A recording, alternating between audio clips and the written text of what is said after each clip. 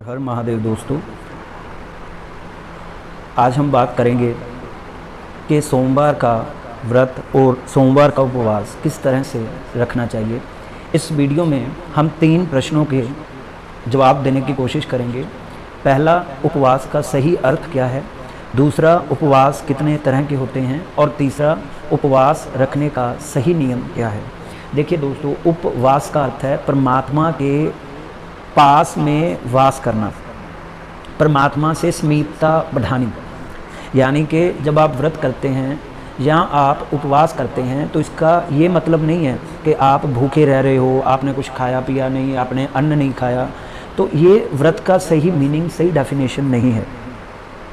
उपवास का मीनिंग है कि जब आप अन्न, ये माना जाता है कि जब हम फूड खाते हैं, अन्न को खाते हैं, तो हमारी कंसंट्रेशन वीक हो जाती है, एकाग्रता नहीं बन पाती। तो उपवास वाले दिन हमारा एक टारगेट होता है कि हमने सारा दिन अपने इष्ट देव का ध्यान करना है। जैसे जो पर्सन सोमवार का व्रत रखते हैं, सोमवार का उपवास करते हैं, उनका एक ही टारगेट होना चाहिए मंडे वाले दिन कि हमें सिर्फ़ और सिर्फ महादेव को याद करना है, महादेव को किसी भी प्रकार से महादेव से जुड़े रहना है। इसका कभी भी मतलब ये नहीं है कि आप भूखे रह रहे हो और आप खुश हो रहे हो कि आपने तो व्रत रखे हैं जी सोमवार के। देखिए, महादेव हमारे पिता हैं, तो पिता जो पेरेंट्स होते हैं वो कभी नहीं चाहते कि उनके बच्चे भूखे रहें। वो तो हमेशा ये चाहते हैं कि उनके बच्चों को सही खाना मिले और वो भूखे ना रहें। तो व्रत रखने का ये मतलब नहीं है कि भगवान आपको भूखा रखना चाहते हैं। व्रत रखने का मतलब है, उपवास रखने का मतलब है कि आप अपने इष्ट देव के साथ समीपता बनाएं। अगर आप भूखे भी रह रहे हो पर आप भगवान से जुड़ नहीं पा रहे, तो आपका व्रत कभी भी फलित नहीं होगा, उस व्रत का फल आपको कभी भी नहीं मिलेगा। तो दोस्तों, इसलिए कोशिश करें कि जिस दिन आपका व्रत हो, जिस दिन आपका उपवास हो, चाहे किसी भी इष्ट देव का, चाहे त्रयोदशी का रख रहे हो, शिवरात्रि का व्रत रख रहे हो, एकादशी का व्रत रख रहे हो, जो भी आप उपवास रख रहे हैं, उस दिन 24 के 24 घंटे आपकी कोशिश ये होनी चाहिए कि उस दिन आपकी आत्मा का, आपके मन का जो वास है वो प्रभु के पास हो। तो उपवास का, व्रत का यही मीनिंग है। भूखे रहना उपवास नहीं है, लेकिन भूखा हम इसलिए रहते हैं, इसके 2 बेनिफिट्स है। एक तो आपके डाइजेशन सिस्टम को रेस्ट मिल जाती है, आपकी बॉडी में एक्टिवनेस आती है इससे। सेकंड जो इसका बेनिफिट होता है वो ये होता है कि अन्न जब आप खाते हो तो आपकी कंसंट्रेशन वीक होती है। तो जिस दिन आप अन्न नहीं खाते, फूड ग्रेन्स नहीं खाते और व्रत रखते हो, उस दिन आपकी कंसंट्रेशन भी बढ़ती है और मन आपका भक्ति में एकाग्र होता है। तो इसका ये लॉजिक है। दूसरा क्वेश्चन हमारे पास आया था कि व्रत कितने तरह के होते हैं। देखिए दोस्तों, 2 तरह के व्रत हैं। एक साकाम उपवास है, एक निष्काम है। अगर आप किसी इच्छा की पूर्ति के लिए, जैसे कई लोग 16 सोमवार के व्रत रखते हैं, सावन के सोमवार का व्रत रखते हैं, किसी इच्छा की पूर्ति के लिए अगर आप व्रत रख रहे हो तो उसके जो प्रॉपर रूल्स रेगुलेशंस है, जो ग्रंथों में, पुराणों में जो प्रॉपर नियम दे रखे हैं, आपको उनका पालन करना जरूरी है। अदरवाइज आपको उस उपवास का फल नहीं मिलेगा। दूसरा है, अगर आप निष्काम भाव से व्रत रख रहे हो, बिना किसी इच्छा की पूर्ति के लिए आप व्रत रख रहे हो, आपका अपने इष्ट देव के साथ बड़ा प्रेम है, आप अपने इष्ट देव को याद रखने के लिए, जब आपको अच्छा लगता है सोमवार का व्रत रखना, आप इसलिए व्रत रख रहे हो, तो फिर आपको इतने रूल्स रेगुलेशन को फॉलो करने की ज़रूरत नहीं है, क्योंकि इसमें आपका कोई पर्सनल स्वार्थ नहीं है। सो ये 2 आपको बातें ध्यान में रखनी है। अगर आप साकाम व्रत रख रहे हो, किसी इच्छा की पूर्ति के लिए उपवास रखते हो, तो फिर जो प्रॉपर रूल्स रेगुलेशंस हैं उनको आपको फॉलो करना पड़ेगा। अगर आप निष्काम भाव से उपवास रखते हो तो आपके द्वारा अगर व्रत में, उपवास में कोई गलती भी हो जाती है तो भी कोई इतना बड़ा इशू नहीं है, महादेव उसे माफ़ कर देते हैं। तीसरा सबसे बड़ी बात है कि सोमवार के व्रत का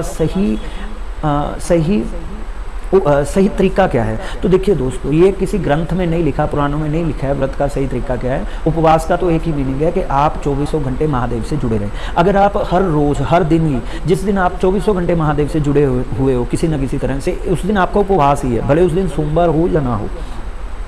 तो सोमवार के लिए फिर भी जो कुछ भक्त हैं उन्होंने क्वेश्चन पूछे थे कि सोमवार के व्रत को हम अच्छे से रखना चाहते हैं, उसके नियम। देखिए, सबसे पहला नियम ये है, मैं स्टार्टिंग से बता रहा हूँ कि सबसे पहले सोमवार, संडे के दिन आप ब्रह्मचर्या, संडे मंडे के दिन, ये 2 दिन आपको ब्रह्मचर्या में रहना होगा।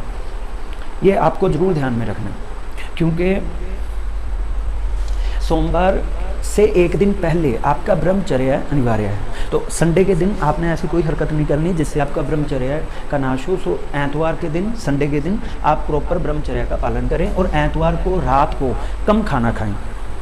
कम खाना खाएं, रात को हो सके तो जो है उस दिन ही अन्न ना खाएं आप। तो ये आपने कोशिश करनी है। सोमवार की सुबह सूर्य उदय से पहले, सूरज उगने से पहले आपने जाग जाना है और फिर आपने अच्छे से ब्रश वगैरह करके, और इसमें भी कई पूछते हैं कि ब्रश करना चाहिए कि नहीं करना चाहिए। देखिए मैं ये सलाह देता हूँ, उस दिन आप दातुन का इस्तेमाल कर सकते हैं, दातुन का इस्तेमाल करें, क्योंकि ब्रश में कई तरह के केमिकल्स होते हैं। अगर आप वो भी करते हो तो मे बी कुछ पार्ट उसका अंदर भी जा सकता है आपके। तो इसलिए कोशिश करें सोमवार के व्रत वाले दिन आप ब्रश ना करके दातुन का इस्तेमाल करें, वो आपकी हेल्थ के लिए भी अच्छा होगा।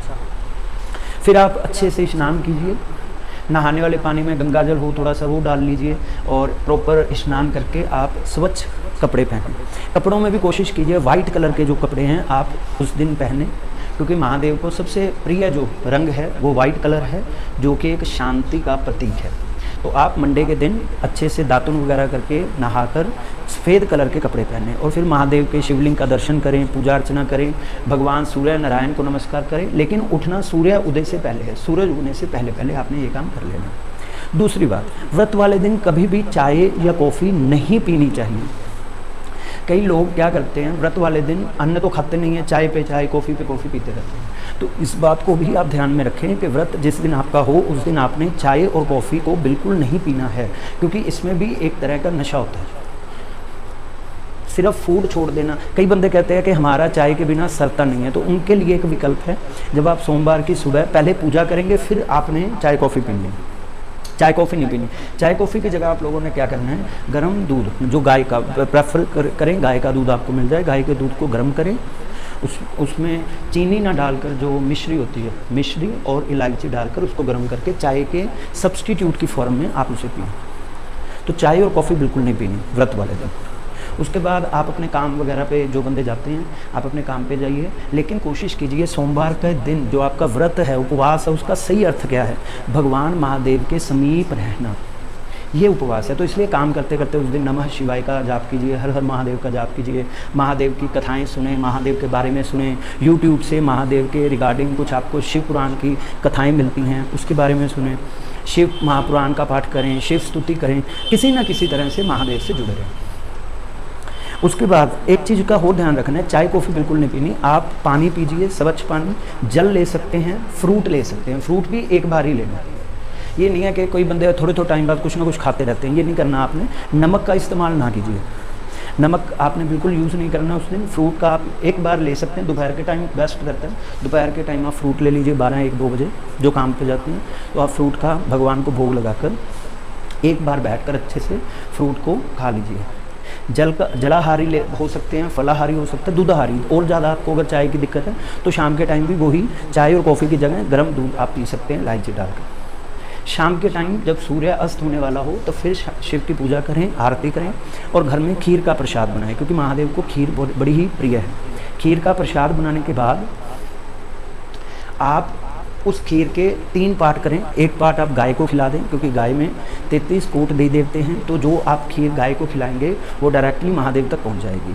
जो दूसरा पार्ट होएगा खीर का, वो आप अपने फैमिली मेम्बर्स में बांट सकते हैं, या किसी शिव भक्त को खिला सकते हैं, या कोई साधु संत किसी गरीब को खिला सकते हैं। और जो तीसरा पार्ट बचेगा उसको आपने प्रसाद की फॉर्म में आपने ग्रहण करना है, फिर आपका व्रत पूरा हो जाएगा। उसके बाद नेक्स्ट डे मंगलवार जब सूर्य उदय होगा तब आपका व्रत पूरा होगा। कई बंदों में ये भी मिस्टेक होती है कि सोमवार रात के 12 बजे तक भूखे रहते हैं, जैसे ही रात के 12 बजते हैं सोमवार को वो कुछ ना कुछ खाना शुरू कर देते हैं, तो व्रत भंग हो जाएगा। ऐसे नहीं करना। जो हमारे हिंदू सनातन धर्म के उपवास हैं वे सूर्य उदय से लेकर अगले दिन सूर्य उदय तक चलते हैं, तो इस बात का भी आप लोगों ने ध्यान रखना है।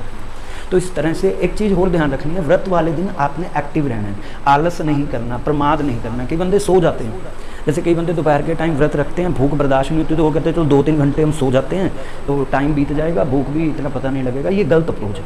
माना जाता है अगर आप व्रत वाले दिन, उपवास वाले दिन सो जाते हैं तो आपका जो व्रत है, आपका जो उपवास है वह भी सो जाता है और उसका फल आपको नहीं मिलता। तो ये भी आपको ध्यान रखना है कि उस दिन आपने बिल्कुल भी सोना नहीं है, आपने पूरे एक्टिव रहना है। व्रत का मतलब ये नहीं है आप उदास होकर घूमते फिर। व्रत में आपका ध्यान सिर्फ महादेव की ओर हो, आप पूरी तरह से एक्टिव हो, आपको आलस नहीं करना है, सुस्ताना नहीं है। महादेव की तीनों टाइम की पूजा कीजिए।